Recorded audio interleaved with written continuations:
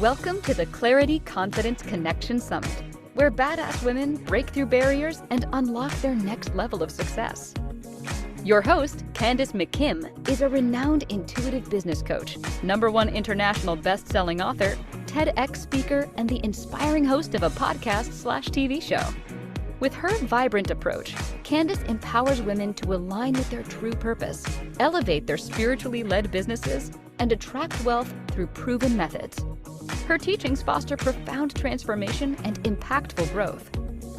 Co-creator of this summit, Candace is eager to introduce another inspirational guest. Take it away, Candace.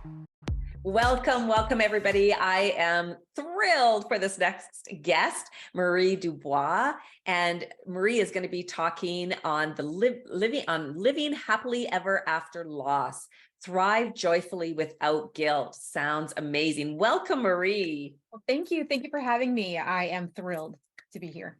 I'm so excited to hear your talk and hear your tips for everybody. So let me introduce you properly. Transforming the face of alternative healing, Mystical Marie emphasizes that we are the keepers of an innate, intuitive, and empathic intelligence, so perceptive that it can help us heal. I believe it. As a Lightworker, intuitive empath, and healer, Mystical Marie's primary drive is honing her gifts is her fierce desire to be the inspiration and facilitator for others as they heal and expand, combined with a burning desire that people understand they don't have to wait for happiness to arrive. I love it. I love it. Yep. Well, as I said, welcome here, Marie. I'm super excited to dive into this topic. You're speaking my language. So guide us or tell us how you've been guided on your path into talking about this on your journey. On your journey. I'm an intuitive empathic healer. You said that, but what the intuitive part means is that I can feel things, which we've all done or said at one time, right? Oh, I just have this feeling. I know things, and I know we've all said that. Well, I just know. I don't know how I know, but I know, right? I also hear things. It's almost like it's exactly like having a conversation because I talk back. And now through the work I'm doing, I'm starting to see things now, not clairvoyance yet or being a medium yet, but those are some of the things I do when it comes to intuition. How did I get here? Yeah, how were you guided on this journey? My journey started, I think, when I was around 15 or 16. That's my first memory of knowing the things that I know and feeling the things that I feel, even though I didn't really understand what it was. And it was right around this time as well that this crazy thing started to happen to me. And I'm sure this has happened to you. Standing in line at a grocery store, a total stranger will tell you their entire life. And your friends, you're the one that your friends always wanted to talk, do you have time to talk to me? And that's when I started to see maybe I was a little bit different than everybody else. And what I know now is that the energy that I have makes people feel safe and heard and understood, and it encourages them to let go of everything they're holding in. So it was right around then that I started to pay attention to that kind of thing. My friends call it my bells and whistles, but I was living it on a really small scale. Yeah. People around me. And I didn't really understand how powerful these gifts could be. And then in September of 2010, I came home to find that my son had passed away. And I remember my little world imploding. And in that moment, I thought to myself, well, I have a choice. I can choose to crawl in a ball, right? That next morning, I just said, all right, look, I have a choice. No one will blame you if you choose to crawl in a ball, go inward, and never come back out. Right. It happens all the time, and no one will blame you for that. Or you can choose to see him as the beautiful gift that he was, right? You can see him as the blessing that he was, the people that he touched in his 16 years that he was here. And you can be happy that he chose you to be his mom, and the way he made you laugh, and that he was a prankster. And there are so many other things that you can be thankful for. So really, it was in that moment that I realized I'd eventually get back on my feet. And I remember he died on a Tuesday. And I remember that my house was filled with people. And I wanted to get to Sunday, which was when the services were. And I wanted to get there because I wanted everybody to go home so that I could begin the healing process, because it's impossible to do when you're surrounded by 1,000 people who really just care for you and their best of intentions, and they're grieving, and there's a lot going on. And I just really wanted to get started for moving forward. I remember at the service, I was standing near his coffin and I was talking to him, and he and I used to watch shows together, like The Ghost Whisperer and Touched by an Angel and Ghost Hunters. And he just loved those shows. And so when I was there with him, I invited him to come and see me. I said, I'm not going to be afraid of you, so come and see me. And I knew in that moment, after I was saying that to him, that I would need to strengthen the gifts that I already had, strengthen the gifts that I wasn't really paying attention to. Because if he was going to come and see me, I wanted without doubt to be able to see and hear and understand that it really was him talking to me. So I have conversations with him all the time. Wow. Wow. Wow. That is such a powerful story, Marie. I love how you said that. I know if I want to stay connected to him, I need to develop my powers even more. Yep. And that they're available to all of us, right?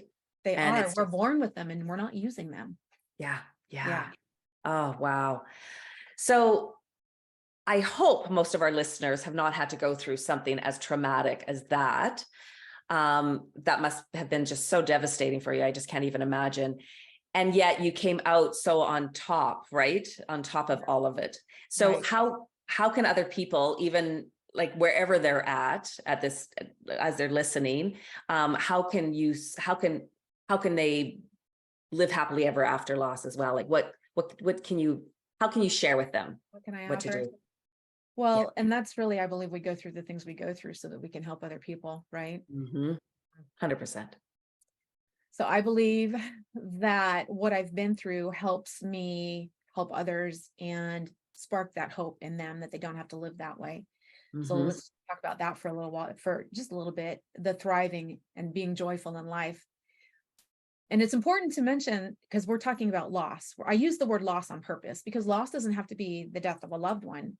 It can be a marriage or a job or bankruptcy or a house or a change in financial situation or even a friendship that's just ended. So when I talk about living joyfully after loss, it doesn't necessarily have to be living in that club where you've lost a child. Right. And there have been some defining moments for me along the way as well.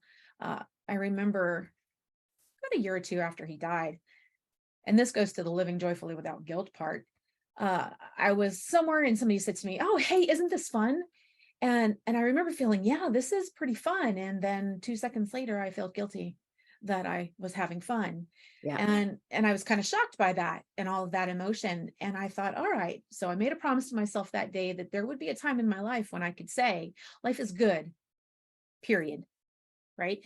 And not follow it with the guilt and the shame, because how can I possibly believe that life is good when my son is no longer on this plane with me? Right. That's kind of where I was in that moment. So I thought, nope, someday I'm going to get there. And there have been many defining moments in my life along the way, but, I was at a leadership retreat, and I was in San Diego, and I took the chance to go to the beach, and I had a conversation. I had a conversation with God, and I had a conversation with Jonathan, and I had this conversation, and they literally are conversations. I don't know about, I'm sure with your intuition, right? You get messages, and then maybe you try to negotiate, which never really works. But I just said, look, I'm tired. I'm tired of being sad. I don't want to do this anymore. Is this something that I need to carry around with me? And why can't I just be happy? I want to be happy. And the message I got, it was so clear, was, well, why are you carrying it around with you? Why? What's it serving? Because it's certainly not serving me. No. God, right? God's like, that's not what I want for you. Jonathan's like, that's not what, over here, Mom, things are awesome. I'm happy, and I want only for you to be happy. So carrying your grief like a cloak is the choice that you're making. So I thought, oh, well, okay, well, I can let go of that. And it was a conscious decision that I made, that I would no longer allow my grief to follow me like a mist, or be that cloud, or have people say to me, you don't smile as much anymore, or you don't laugh as much anymore. Yes, of course, there are times when the grief hits me. There are times like during his birthday, but I want to choose to celebrate. That doesn't mean there are not moments when I can break down and cry when I think about it. Especially on the anniversary of the day he left us. Of course, I still have grief, but I Yeah, choose. because you don't, because you don't want to spiritually bypass those parts either, right? You don't want to go falsely into happiness and joy when I don't want to you reject want to be it or block it out or repress it. yeah, I want to be genuine in my emotion. And I teach yeah. people to recognize their emotion, right? So I want to be that person. But for me, it's all about recognizing that emotion and saying, oh, here it is, which, my smile is returned and my vibration is so much higher, and finding joy is so much easier now when I've decided, and again, it's a choice. I use that word a lot. I chose this. I chose not to feel guilt or shame when I'm enjoying the grandchildren. And now when maybe I'm out, we're having fun, and I say, wow, this is really fun. And I know for certain that Jonathan is with us, right? And we're teaching the children that. So there's a whole different way to look at it. Yeah. Yeah. And so hope would be your the first thing. So is choice the second? The second thing that people need to do to move through this? The second thing, I want them to question everything. Okay. I want them to question everything they think, because really we know that thoughts are really just suggestions, and they're what creates our anxiety and a depressed state. So if we're busy looping in the I'm thinking, so now I'm feeling, but wait, since I'm feeling, now I'm thinking, and they get stuck in that loop. Yeah. Those thoughts are really just a mix of truths that we've been given through all of our life, from our teachers and our parents and our grandparents and our religious leaders and political leaders and everyone. So I want you to question, why am I feeling this way? Wait a minute. Oh, okay. That's not really mine. And the easiest way to break that loop when you're thinking and feeling is just breathe. Just breathe, right? Yeah. Take a breath. And I tell people, if you need to do this, the box breathing and follow your finger, a couple of those, out for 4, hold it for 4, in for 4, hold it for 4, just a couple of those, and that loop will break. And if you come back out of the loop and your brain says, oh, hey, we're glad you're back. We're glad you're back. We want to have some more anxiety. Just go back and do the thing. And it's just breath is just like the easiest way just to relax ourselves. And it really is. So say that again, just for other people that may be listening that have never heard about the square breath. Breathing. Go ahead and tell everybody. It's called box breathing. And what you're doing, and I like to do it when you actually draw a box in the air, because when you are focusing on your finger and your breathing and your counting, it is impossible for your brain to be off looping about the grocery list and the things you haven't done and the stress at work and your boss. You can't be anxious about that stuff. You can only be here. And so it's a count for 4, hold it for 4, out for 4, hold it for 4. So it's in for 4. Inhale, hold, exhale, hold. And if you do this, you only have to do this 1 or 2 or 3 times, and it breaks that loop of the I'm thinking, so now I'm anxious, but wait, I'm anxious, so now I'm thinking some more. Yeah. And it just loops and gets out of control and causes anxiety and depression and all kind of things that we really don't have to be experiencing. Yeah. Yeah. And so questioning everything. So how can people actually do that? So they're questioning the things that are going on in their mind. They're questioning, what are you talking, like what specifically? Like, do you have like an example? Well, question, when you are having that anxiety, ask yourself, where is this anxiety coming from? Where is this anger coming from? Be emotionally intelligent enough to say, wait a minute, this is coming from somewhere, right? Because we have the thinking and feeling loop, and our emotions really are just energy. The feelings come in, the feelings create the chemical feedback. It's science. And then the chemicals tell our organs to create a frequency, and an emotion is really just an energy, but it's got to start somewhere. So ask yourself, where did this come from? What's the first time I felt this? And close your eyes and think, all right, this feeling is really familiar, but where did it come from? Where's the very first time? And you can trace it back to the roots and look at that and go, okay, the story I've been telling myself all this time really isn't the truth. Yeah. I have this story that my dad was X or my mom was X, and I'm not I'm not demeaning or belittling our experiences as children. Right. What I'm saying is our minds can create a bigger, badder, uglier monster when there really wasn't one. And if we stop to think about it and question it and really look at it, like, I don't like spinach. Well, why don't you like spinach? Have you ever had spinach? No, I just don't like it. Right? Is that your truth, or is that because your mom didn't like spinach? Yeah. So that's, that's really oversimplifying it, but that's really what I'm talking about. No, but it's true. Yeah, it's true. And if I do this, if I'm going to reject an idea, if someone offers me an opportunity, which I always say yes, right? Always say yes to opportunities. But if someone offers me something and my immediate resistance is to go, oh no, why? Is it because I'm afraid? Is it because I'm afraid I'll fail? Is it because I'm afraid I won't fail? Like, why? Why am I? There's no reason I should be saying no to this. And so I always look at whatever that story is I'm trying to tell myself, why I can't do what I'm being told I can do. So yeah, I love that, because that's so true, right? As intuitives, right, and empaths, we're following our intuitive guidance. So then we get the opportunities to come, and then we say no. It's like, ooh, where'd that resistance come from? Where'd that come from? Yeah. I always say, where's this resistance coming from? And I take a minute to ask myself, wait a minute, what story are you telling yourself? What's going on here? And where is that coming from? Yeah. So I really, really like this a lot. I know when my dad passed away last year, I went through a period of anxiety right afterwards, and I don't get a lot of anxiety typically. And so every time I did it, I would take the breath, and then I would do that. I would ask the question, because when we have anxiety, we're afraid about the future. So I would be like, what about the future am I afraid of? And so this is what you're saying, like questioning everything is asking these powerful questions. What about the future am I afraid of? Was what I kept saying to myself. Yeah, I had an experience where I recognized, because a lot of it too is you have to recognize that you're emotional, because we're not paying attention, we're on autopilot. Right. And I realized that right around the anniversary of his death, I was okay on the anniversary, but I was not okay the day before, or 2 days before, or 3 days before. So I asked, what is that about? And the answer I received was very interesting. And it was, well, you have a sort of PTSD. And when I say ask, like my spiritual guides, the universe and the divine reflection that I get, you have PTSD. Every year you're expecting it to happen again. You're living and you're re-looping in that moment, and you're living it all over again the first 3 days and waiting for it to happen. Right. And then on the day you realize, oh, well, it's already happened. So I was able to reprogram that as well by asking myself, where's this coming from? Why am I thinking this? Where's this anxiety? And just really, really investigating and looking. I guess we could call it shadow work, a sort of shadow work to do. Yeah, I love that. Okay, so number 1 is hope. Number 2 is question everything. Do you have a third point that you want to discuss? Okay. This is my favorite one, and I talk about it all the time.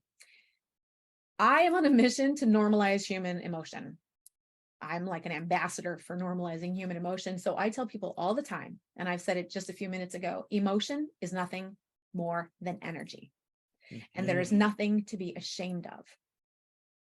Period. End of discussion. Nothing to be ashamed of. It's biological, and there's science behind it. And you get your emotions through feedback from your feelings, and it's run through filters in your brain. And there's so much science. You're not broken, right? People are not broken. And there's a reason why, for instance, because anger and frustration are created by your liver, right? It's a frequency. That's all it is, energy, and all energy carries information. In that moment, that information happens to be anger and rage and frustration, which makes it not curious that an alcoholic would be angry, right? He's poisoning, or they are poisoning the part of their body that creates anger. Right. So when we recognize that it's just energy and we're feeling emotional, if we can open up and go, okay, the energy just wants to move. That's it. Energy wants to move. I'm going to let the energy move and just welcome it in, open. And I like to just open up because I want it to come through and I want it to go so I can hand it over, right? Because the more I try to hold on to it and shove it, the more harm it's going to do to me. So I like to just open it up. And you could do it a little like an experiment. If you hunch your shoulders and you say, oh, love, the love can't get in because you're protecting yourself. But if you open up and you say love, it's an entirely different energy. And the same Mhm. thing works with any emotion. If you're feeling weepy or sad or taken advantage of or angry, let it in and let it out, because it's the only way to let it out. So if we make that choice to not react, but act and allow it to go, the faster you recognize the emotion, the faster you let it out, the faster it's gone, and it won't sabotage you. You won't spend 10 hours on the floor sobbing. You might feel like you want to, but the minute you just give it permission, give yourself permission to be emotional, and don't be ashamed of it. I And mean, so is that what people can say? Just, I give myself a I give permission to be myself permission to emotional. be emotional. I say, all Okay. right, let's do this. Come on, let's do it. And the funny thing is, when I say, okay, let's do this, It goes. it dissipates. It dissipates. It might Mhm. show up for about 10.2 seconds, maybe, but then Yeah. it's gone, because I've not tried to tell it no. Because I mean, come on, think about a toddler that you try to tell no. Does that ever really work? No. No. They have a fit. It's crazy. Our emotions are exactly the same way. And what I say with normalizing the human emotion experience is because how many times have you been in public or with a friend, anyone besides yourself, and you get emotional? What's the first thing you do? I'm sorry. I'm sorry. And you Yes. apologize for your emotion. It's just energy. There's nothing we should be apologizing for. So I yeah, love that. I love that Mhm. one. I say that all the time. And where that is Yeah, that's brilliant. And I think yeah, everybody's going to get so much value out of that just normalize your human emotions. And so, and notice and welcome it in, like open up to welcome it in, right? yes, That it yes. can't if it is closed down. Okay. So tell everybody about your gifts. I think yeah, here it is. It's dropped into the chat. So everybody can can click the link right now to get your free gift. So tell everybody about your free gift and then your VIP gift. Well, my free gift is I do believe that there's not enough joy and happiness on the planet, and it's inherent. And so they're not getting all the joy and happiness that's divinely theirs. And in the rush to go from here to there and all of the stress, they're just not. So I divined some very simple essential oil blends that can be used together with emotional release or recognizing those emotions, or just your therapy or your recovery from long-term sadness and all of those things and the coping. And they go perfectly with it. And they're very simple, very easy to find oils. Beautiful. So the link is right now. You can click it right while we're talking. So everybody click that link right now as we're talking. All right. Don't and then forget, the VIP click it gift. so it's open, right? It's your to-do Yeah. list. So you can just click it so it's open. Yeah. Yeah. Don't leave. And tell everybody about the VIP gift. And if you've already upgraded to VIP, you can go to your portal right now and access it. I know some of my VIP gifts have already been accessed before the summit even started. So that's amazing. So go ahead.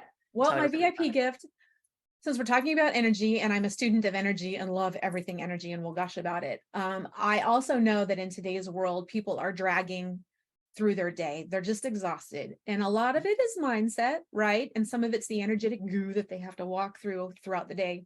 Mhm. So, and it's really important because I have recognized that research shows that your higher vibration keeps you healthier, right? Mhm.